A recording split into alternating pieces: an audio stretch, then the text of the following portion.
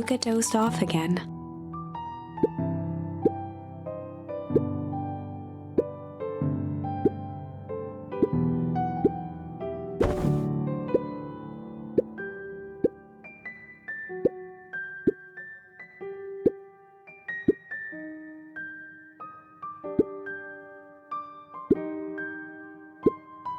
Luca still couldn't bring himself to go out. Besides, if he ran into Rollo, he'd have to actually confront the situation.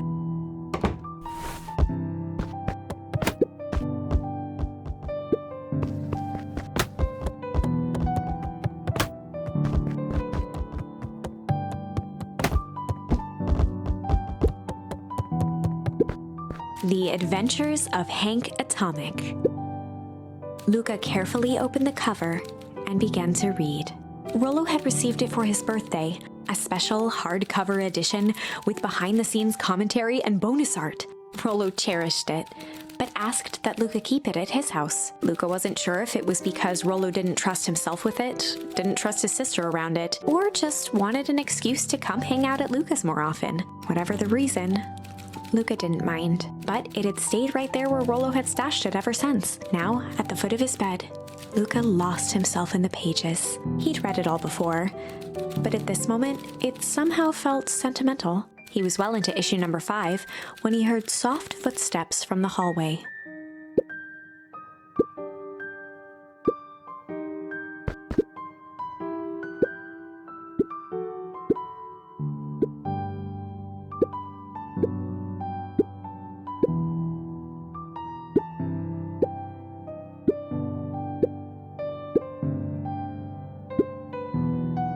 Without realizing it, Luca had pouted away the entire afternoon. He once again felt the weight of it all and allowed his weary eyes to close. Luca stood in a vast black expanse. He looked up at his father standing beside him. Walt was working a straw at the bottom of a fountain glass, trying to collect the last bits of milkshake. "Dad, where are we?" Taking a final loud gurgling sip, his father peered up from the glass. He jangled the straw playfully with a warm smile, then lifted the empty glass as if to point into the darkness. "The source?" Luca's eyes followed his father's gesture. In an instant, he was sitting in front of a blazing campfire. Across from him sat a large figure in a yellow hazmat suit. The figure's voice was a scratchy echo. "Well, if it isn't the man of the hour, make yourself..." Luca held his shivering hands over the flame to warm himself. "It doesn't work that way here." Their yellow-gloved hand pointed to the base of the flame. "It's a cold flame. See?" Luca peered at the base of the fire. It wasn't wood that was burning. It was Beacon Pines itself. Tiny buildings, freezing and crumbling as they were consumed by flame. Luca could see small shadows moving in the burning city. People. Luca leapt to his feet. "We've got to help them!" The figure gave a dismissive wave of their hand. "Why waste energy helping people who can't even help themselves?" The figure bent down to examine the panicked crowd as they desperately tried to stop the flames. "They only care about what's right in front of them, not like us." Luca's voice was a trembling whisper. "Us?" The figure slowly stood up, grabbing its helmet with both hands. With a jolt and a twist, the suit emitted a gasp. A cloud of torpid mist escaped, slowly revealing the face within. Luca's own face looked back at him. Older, worn, distant. The sensation was oddly familiar, as if he'd caught his own reflection by surprise in the mirror. The doppelganger smiled. "I tried to help once." He gestured towards his face. "And all it got me was this." Luca staggered back. "You aren't me." Luca felt a hand catch his shoulder. His father was there again, beside him. "Every choice sets us on a path. This is the end of one of your paths, son." Luca watched his older self shake its head ruefully, its face twisting into a cruel grin. "Welp, Dad, if you wanted him to see this, far be it from me to..." Luca watched in shock as the figure took a confident step forward and plunged into the flames in a flash of cold light. He was gone. "What does all of this mean?" Luca felt a reassuring squeeze on his shoulder. "Just remember, why we choose matters just as much as what we choose. Luca woke up to see a hazy figure at the foot of his bed, silhouetted in the morning sun. Luca rubbed his eyes. The kind, concerned face of his gran came into focus.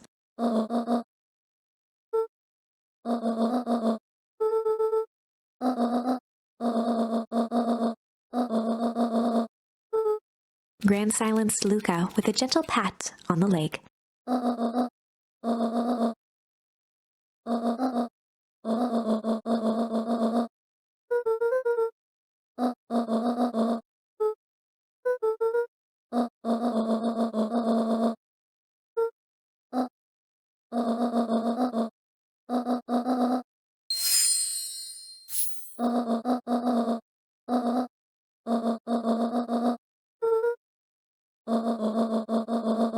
Luca gave a reluctant nod.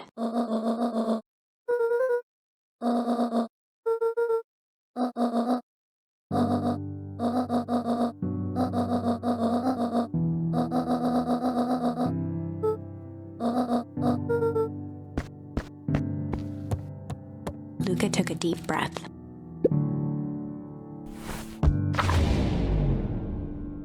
Chapters through thick and thin. Despite Luca's bitterness, Gran was right. He needed to hash things out with Rollo. A big fight changes the nature of a friendship. Whether, in the end, it is for the better or for the worse, all comes down to understanding. If one is not careful, the same familiarity that builds the strongest of bonds can become the wrecking ball that shatters them. Luca emerged from seclusion, taking in the crisp festival air. But the events of the day weren't on his mind. He had to find Rollo.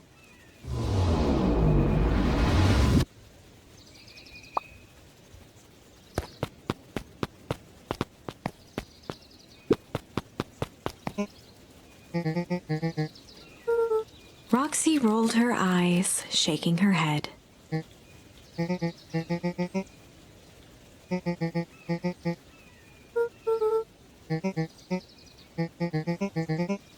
Luca looked down and kicked at the dirt.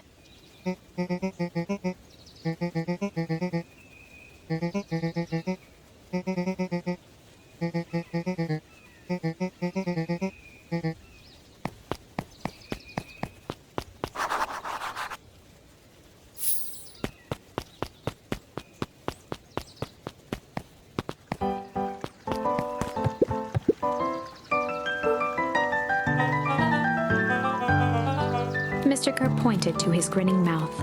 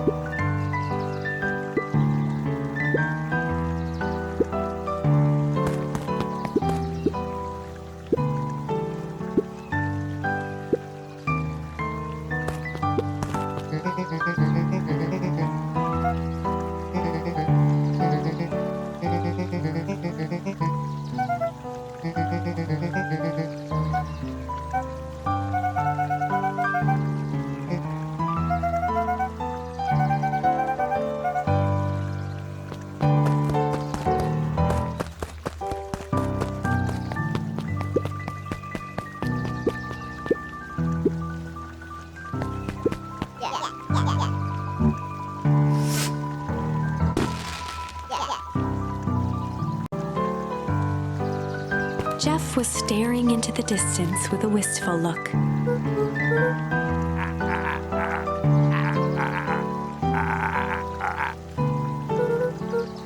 Jeff turned to Luca with a furrowed brow, then gave an understanding nod. For a moment, the two now shared that same wistful gaze.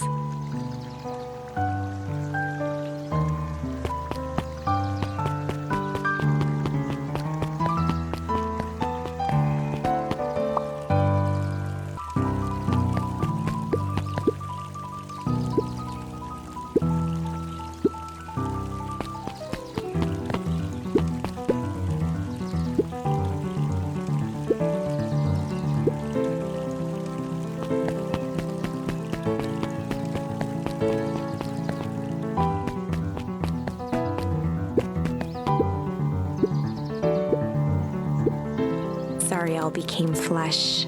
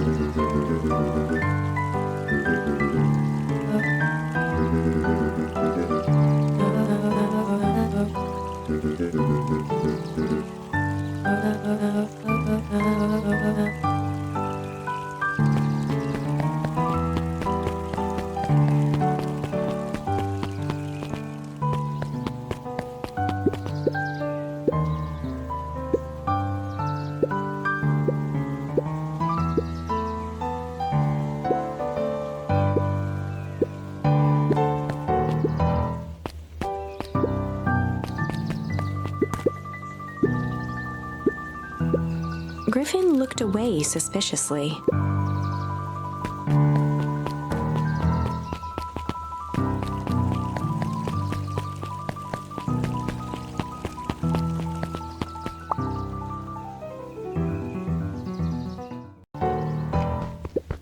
Luca grabbed The Adventures of Hank Atomic, issue... Luca grabbed The Adventures of Hank... Kato removed his book from the desk and replaced it with Luca's, turning off. As he slid the book under the purple light, 2 words glowed: The Adventures of Hank Atomic, issue 5. Luca clicked his tongue with recognition.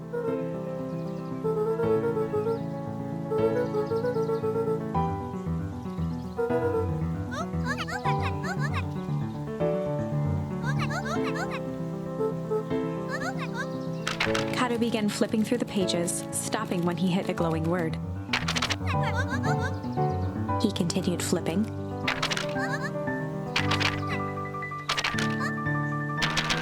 Reaching the end of the book, Kato looked up.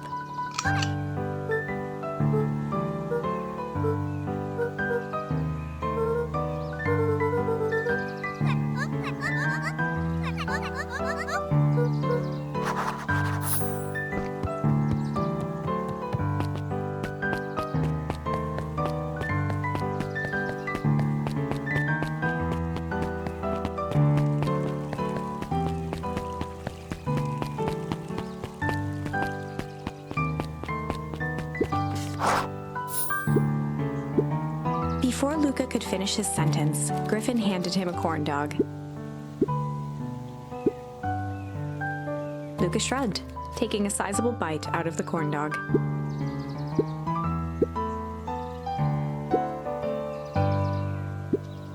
Luca tongued at his cheeks, feeling something rough between his teeth. He reached into his mouth and pulled out a slip of paper. He shook off the bits of corn dog to read the slip.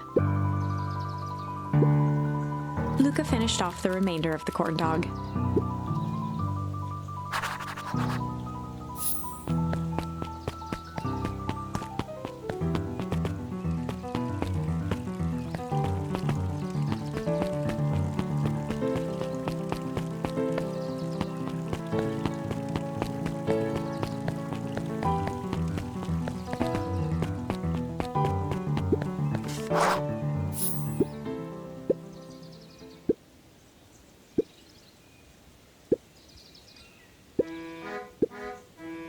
Lumi waved his hands around sarcastically as he began.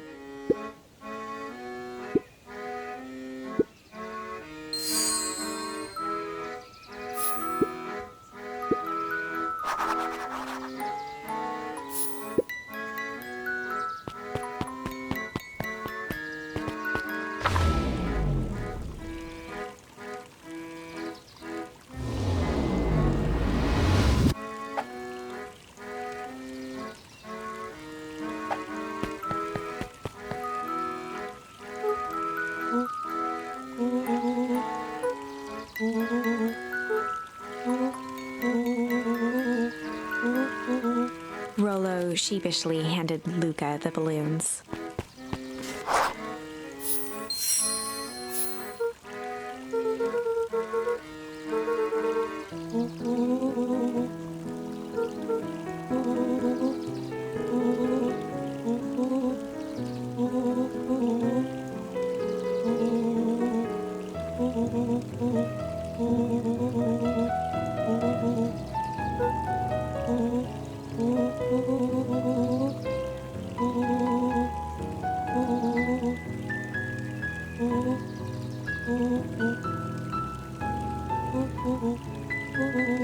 Luca threw himself at Rolo, hugging him as tightly as he could.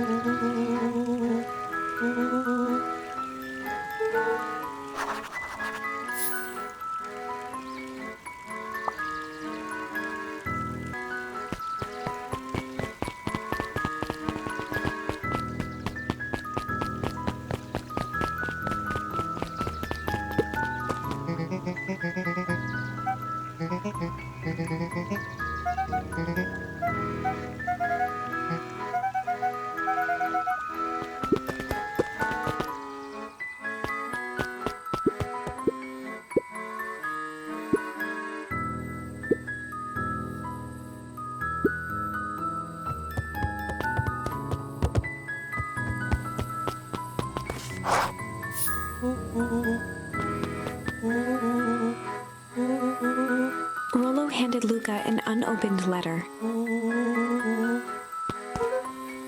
Luca, some things are going to happen that might be difficult for you to understand. If I am honest, I hardly understand them myself.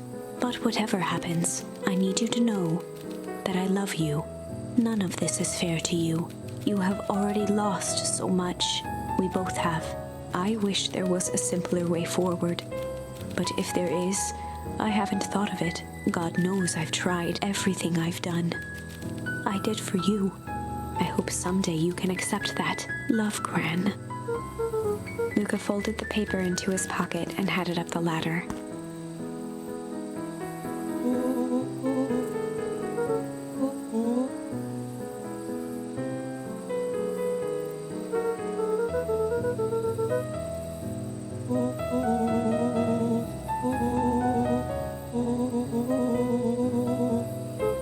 Luca was at a loss for words, but that was fine. Words aren't always necessary.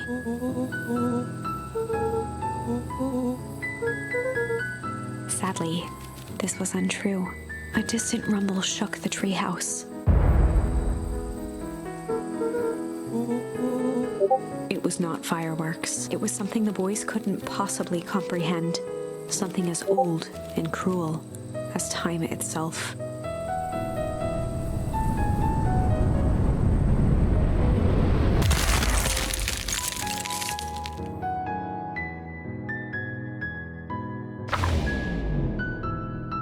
A shockwave of cold tore through the room. A bitter, unfathomable chill. Before they could react, it encased them in ice.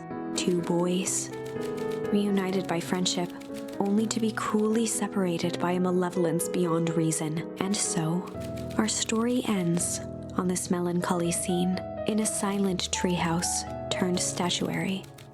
In a town brought low by its secrets, sits a pair of friends, alone, together, for the rest of time. The end. No, that can't be the ending. It simply can't. I won't accept it, and I hope you won't either. There are more endings, more possibilities. I can feel it. We are just going to have to sort through them all until we find the one that fits.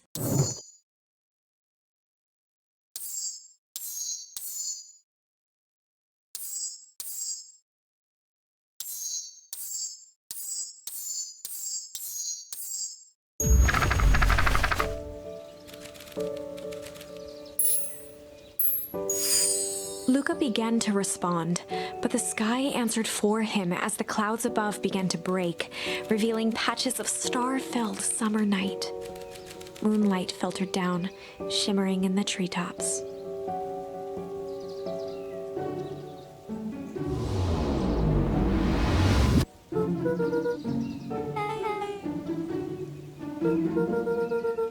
Luca stopped himself mid-sentence.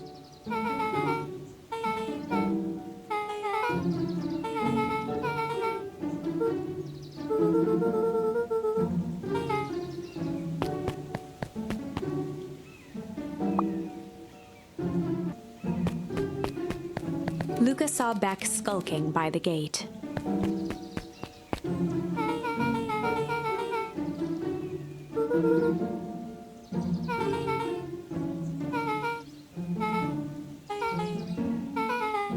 Beck grabbed the wrought iron bars and shook the gate.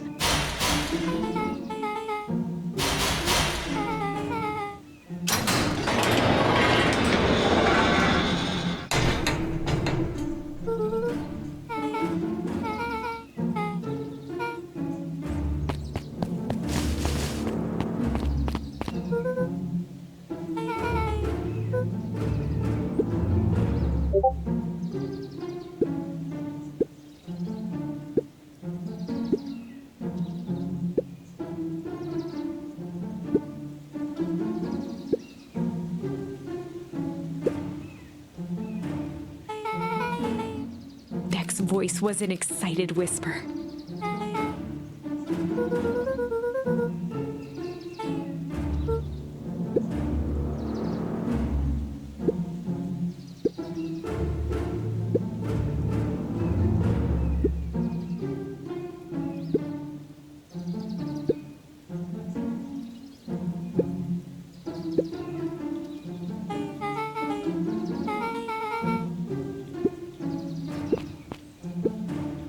The mysterious figure retracted their mask, hair pushing out from all corners. A chill ran down Luca's spine. His vision blurred. Beck stifled a sharp wince, and Luca looked down to see himself wrenching her hand. Gran tousled her hair back under the face mask.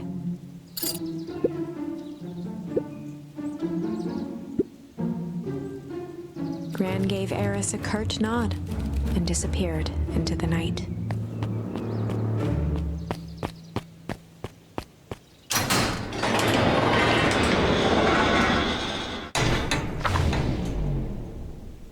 Chapter 5.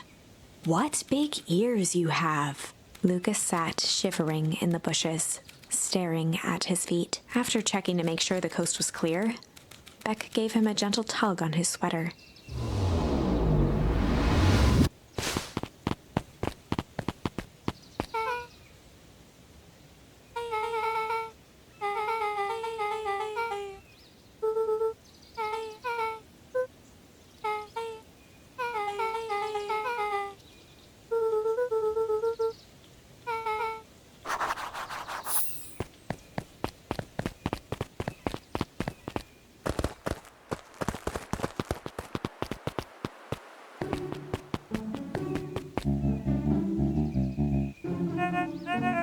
The clipboard finished writing with a scratchy flourish and looked up. Mr. Nuncreed, arms crossed over his paunch, gave an exhausted sigh.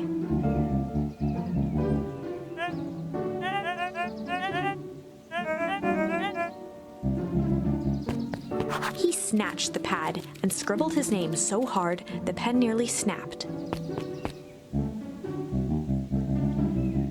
The clipboards looked at each other for a moment, almost pondering the possibility, then broke into laughter as they walked away.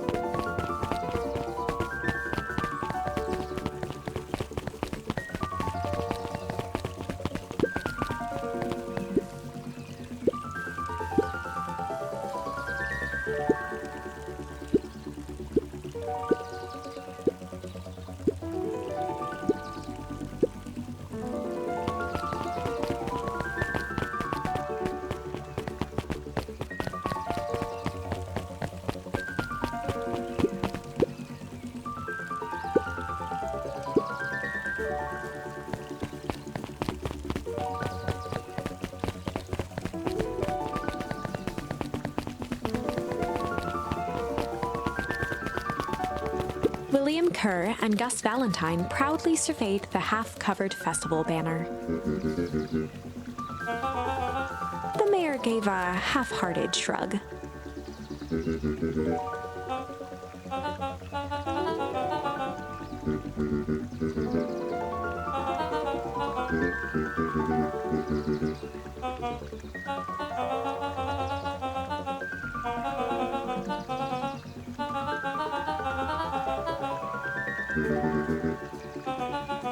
Kerr locked his arm on Gus's shoulder.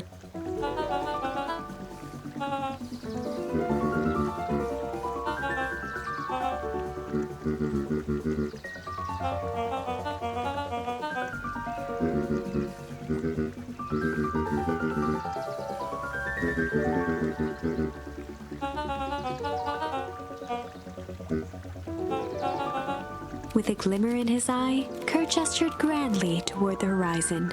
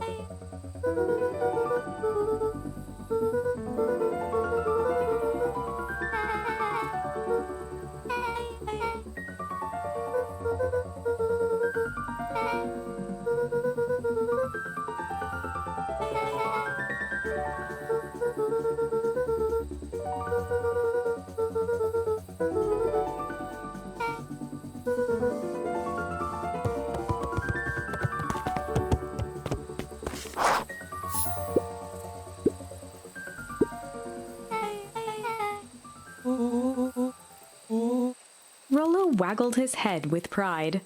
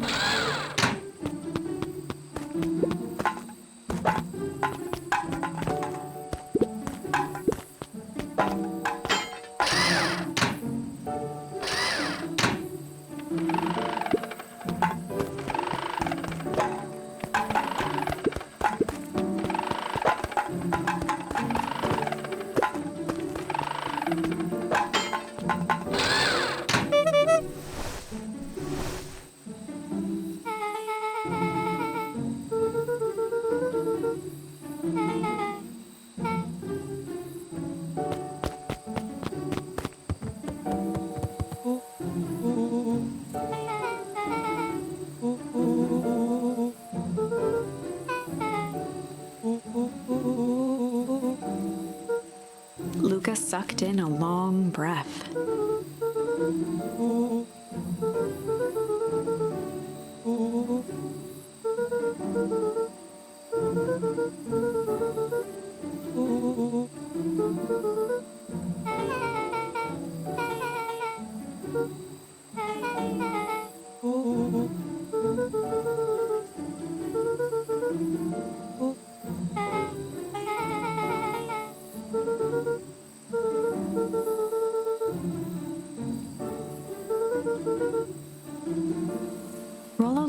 low whistle.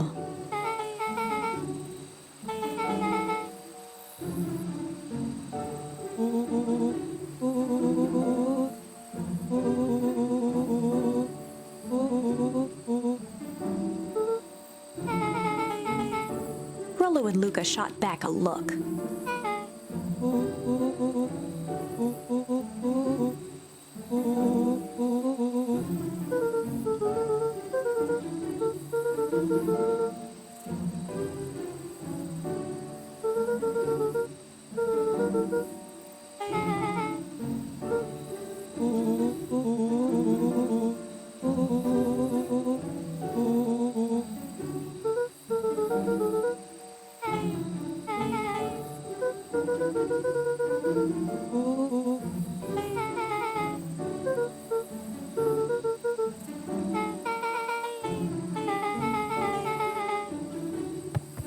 Luca gazed out the window.